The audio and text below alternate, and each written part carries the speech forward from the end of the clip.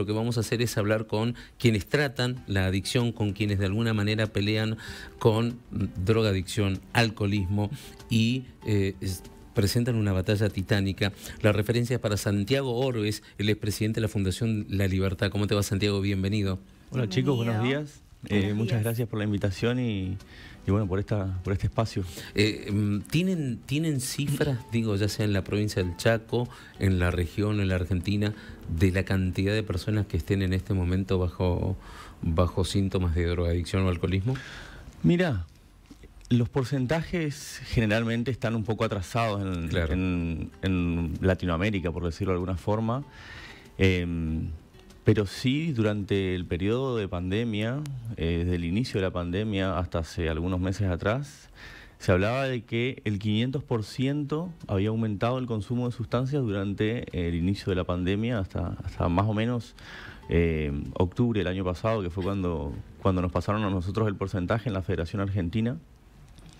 Nosotros lo vemos reflejado en la cotidianidad de la demanda de tratamiento, en la demanda de ayuda, en la demanda, porque nosotros al tener acotado el número de personas que podemos atender y también diferenciado por edad, por sexo, acompañamos muchas familias en la búsqueda de instituciones que puedan atenderlos, no solo acá, sino en otros lugares del país. Ahora, mayoritariamente, ¿qué rango etario son los que deciden tratarse las adicciones? Nosotros, en nuestra institución tenemos un promedio entre 23 y 35 años. Esa es la edad en la que los jóvenes llegan a nosotros, o al menos la mayoría de jóvenes que llegan a nosotros. ¿Llegan por decisión propia o mayormente es impulsados por la familia o en algunos casos cuestiones legales? Nosotros tenemos muchos jóvenes que son impulsados por la familia, que llegan, la mayoría llega sin intenciones de hacer un tratamiento residencial, esa es la realidad. Entonces muchos llegan a la entrevista evaluatoria a donde nosotros hacemos la evaluación para poder sugerir una modalidad de tratamiento. Muchos llegan sin ganas de estar ahí, digamos, y otros tantos llegan bajo apercibimiento judicial. También impulsado por su familia porque su riesgo de vida es cierto e inminente. Diego, ¿cuál es la metodología que trabajan en la fundación? Nosotros tenemos dos metodologías de trabajo. Una es la modalidad ambulatoria, que es donde atendemos en modalidad mixta, que atendemos a menores de edad, donde los jóvenes van de lunes a viernes a la institución y son monitoreados durante el fin de semana por la psicóloga grupal y por su familia, tienen un cronograma que los va monitoreando. Y después ya tenemos una modalidad residencial, que es donde los jóvenes viven en la institución los 365 días del año, en un periodo entre 18 y 24 meses de duración, que es lo que dura el tratamiento residencial. Y en este sentido, ¿tienen ustedes ya porcentaje de cuál es el porcentaje de éxito que tiene el tratamiento, la metodología? Sí, a ver, a grandes rasgos, nosotros pertenecemos a la Federación Argentina de ONGs que trabajan en esta problemática, somos 51 instituciones. Siempre se habla de un número, de este número, ¿no? De que de cada 100 jóvenes que llegan a la institución, 20 consiguen rehabilitarse. Ese es el número que se maneja. 20%. Exactamente, ese es el número que se maneja. Nosotros tenemos desde el 2018 que inauguramos nuestra primer casa, al día de hoy tenemos 12 chicos que han concluido su tratamiento, que han recibido el alta, y de esos 12 solo uno ha vuelto a consumir. Ha recaído. Bien. Exactamente. ¿Cuánto tiempo dura aproximadamente el tratamiento? Entre la modalidad ambulatoria Sí. Es más larga que la modalidad residencial. Al estar 20 horas en su casa y solo 4 en la institución, se hace un poco más extenso el tratamiento, pero bueno, tiene ciertas ventajas, ¿no? Que la persona todavía sostiene su espacio laboral, puede sostener un estudio, todavía no ha cortado vínculos totales con su familia. esa modalidad es de 24 meses. Te tengo que hacer una pregunta muy íntima. Sí. A ver, por lo general, este tipo de trabajo, quienes se encaran este tipo de trabajo tienen historias personales muy fuertes, ¿no? Por familia, amigos. ¿Por qué estás justamente hoy? Hoy te toca dirigir, sos el presidente de esta fundación. ¿Por qué trabajar con personas adictas, más allá de que sé el trabajo social que significa, pero por qué vos? Yo soy rehabilitado desde el año... Yo dejé de consumir sustancias en el año 2008, que fue en el momento en que empecé un tratamiento residencial. Yo hice mi tratamiento en la provincia de Buenos Aires, en aquel momento. En La Plata, en darse cuenta. En La Plata, exactamente. Y fue en ese momento en el que empezó de alguna forma a gestarse esta idea de que no podía ser que en nuestra provincia no había nada. Yo había buscado ayuda durante mucho tiempo. Mis padres más o menos tuvieron conocimiento real de mi consumo a los 13 años. Ahí fue cuando ellos estaban en total conocimiento y desde ese momento se empezó a buscar una alternativa y acá nosotros no encontramos la respuesta en aquel momento. Y también lo que me pasó es que cuando yo llegué a la institución donde me rehabilité, empezaron a llegar muchas familias del Chaco que estaban teniendo la misma situación, que tenían que viajar 1.200 kilómetros todos los fines de semana para ver a sus hijos. Y bueno, entonces desde aquel momento se empezó a gestar esta idea y fue así como fuimos de a poco caminando para que hoy seamos lo que somos. Ese tratamiento en primera persona que te tocó afrontar a vos hace que tengas una empatía distinta, ¿no? Con cada uno de los pacientes que van llegando. ¿Sos de hablar, de contarles tu experiencia propia cuando llegan a vuestra fundación? Sí, la mayoría, muchos llegan referenciados porque ya me conocen, digamos, de algún otro lugar. Pero sí, nosotros yo particularmente tengo contacto con los residentes y sí hablo y coordino grupos, hablo con las familias. Hacemos mucha educación de esta enfermedad porque si hay algo que falta es educar y entender que esto es una enfermedad que es como muchas veces planteamos a la familia, ¿no? Que llega sumamente enojada y sumamente decepcionada. Y nosotros hacemos este paralelismo, ¿no? Preguntamos que si su hijo tuviese diabetes ellos estarían enojados, decepcionados y también de esa forma. La mayoría contesta que no, y bueno, esto es una enfermedad y hay que entenderlo como tal. Obviamente que tiene características que hacen que la familia tenga dificultades con la persona que consume, pero es coadicta. Es coadicta, pero hay que tratarlo como tal. Es importante que la familia pueda entender dónde está parada. Ahora, Santiago, ¿cómo se da cuenta la familia? Porque intuyo desde el desconocimiento, Santiago, espero que me entiendas, debe haber señales chiquitas, medianas y después mucho más grandes que la familia tiene que irse percatando de que ese chico o esa chica es adicta. Sí, a ver, siempre es importante destacar esto, es que cada caso es particular y único. Hay ciertas generalidades donde se ven comportamientos que no están asociados a, generalmente la adolescencia, comportamientos habituales, donde la persona pierde el interés por lo que siempre le ha interesado, cada vez está más alejada de su grupo de pertenencia, puede llegar a tener problemas conductuales en los establecimientos institucionales donde asista. Hay muchas cuestiones que son importantes ir viendo, pero lo que nos pasa a todos hoy también es esta realidad. Muchos de los argentinos todos los días están subsistiendo, están sobreviviendo.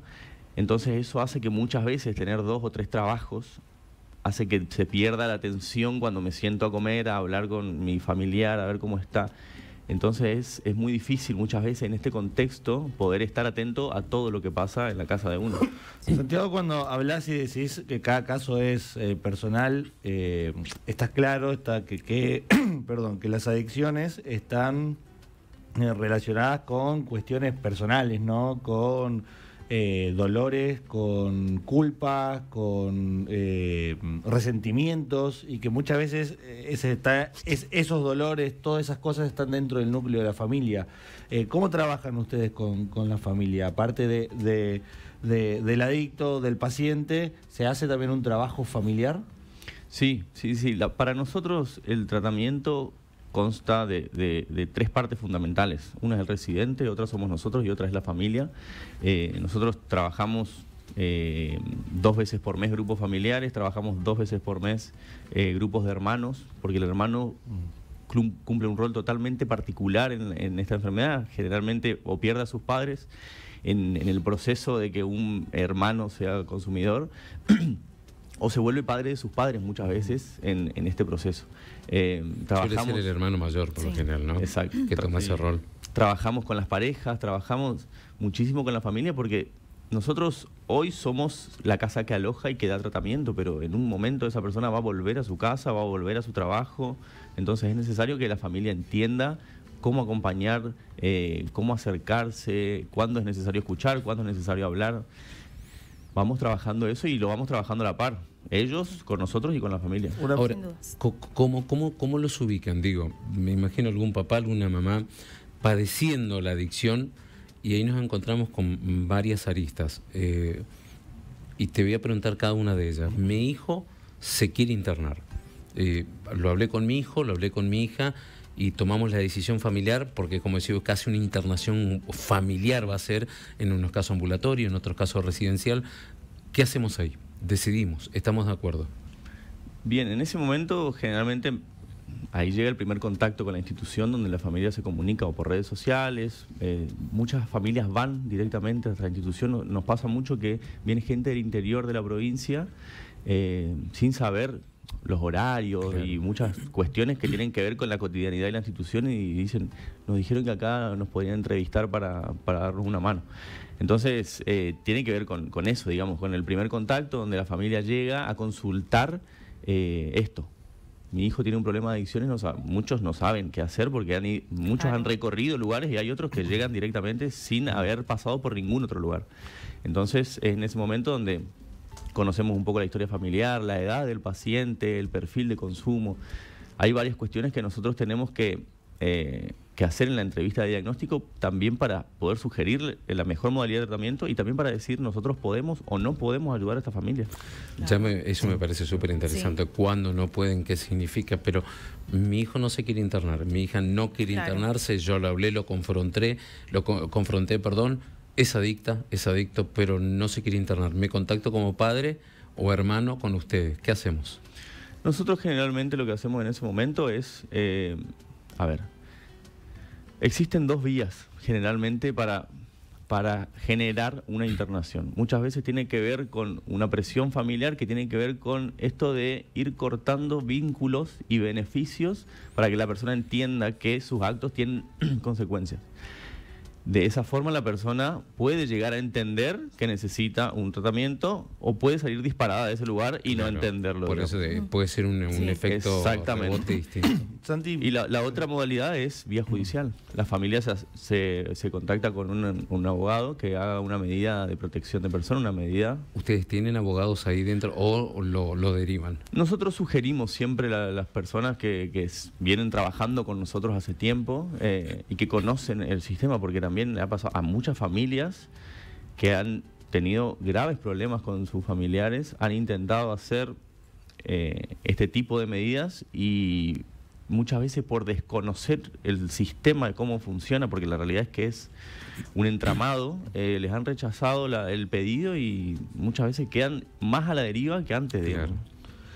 Santiago, ¿ustedes tratan hombres y mujeres o solo hombres? Nosotros tratamos en modalidad residencial hombres mayores de 18 años y en modalidad ambulatoria tratamos menores y tratamos mujeres. Hago la salvedad la pregunta porque hay muchos centros que se dedican exclusivamente a hombres nomás. ¿Sí? Hay muy pocos centros de rehabilitación de mujer. ¿A qué se debe esa diferencia? Se debe primero a que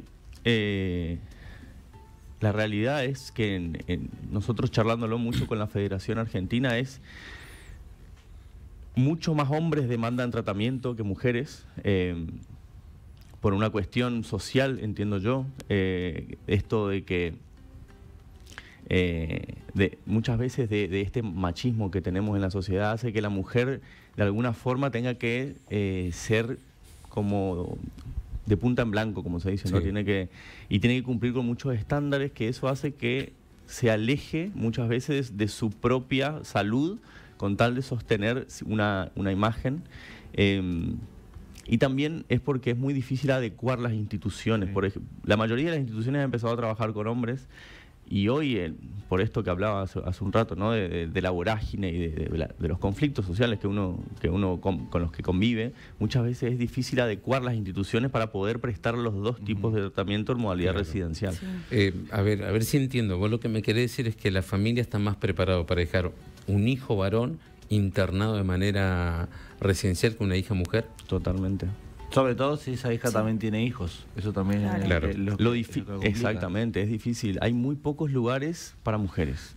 Mucho menos hay para mujeres con hijos. Ujú. Claro. En las cárceles federales, por ejemplo, cuando se da tratamiento de rehabilitación de adicciones, muchas mamás que están privadas de su libertad están con sus hijos, digamos, y ahí hay que hacer otro sistema completamente diferente para contener a esos niños, para educarlos, para escolarizarlos. Es un trabajo complejo. Santiago, ¿dónde están? Contame dónde está la Libertad Chaco. Nosotros hoy estamos en Avenida Vélez Sarsfield, 4401, es la sede residencial en Villa Fabiana Norte.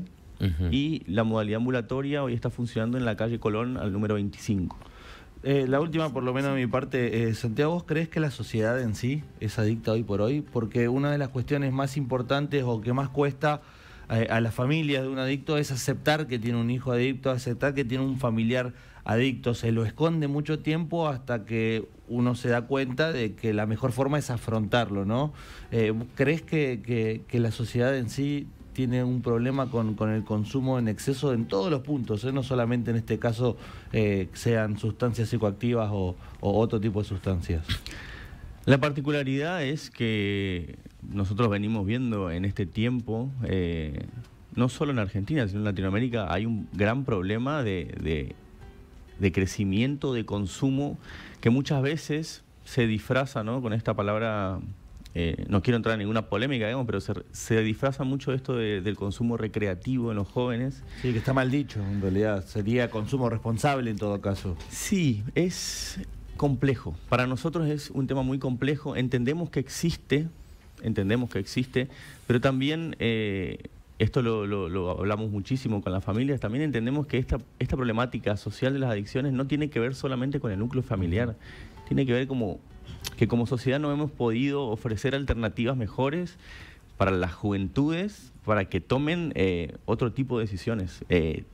Como decía hace un rato, vivimos en un contexto sumamente complejo que muchas veces a quienes más afecta es a quienes menos tienen, a los más jóvenes, a quienes están en desarrollo. Por eso también las etapas de inicio de consumo han disminuido tanto. Cuando yo empecé a consumir, en ese momento era entre los 15 y los 25 años, y hoy estamos hablando entre los 8 y los 18. Entonces, claramente eso habla de cómo ha crecido y cómo ha ido ramificándose el consumo en nuestra sociedad. Santiago, ¿y en redes sociales cómo los ubican? Nosotros estamos como La Libertad Chaco en Facebook y Centro de la Libertad en Instagram. Bueno, Santiago Orbes, gracias Santi por venir. Muchas gracias. Gracias de corazón, hermoso tema.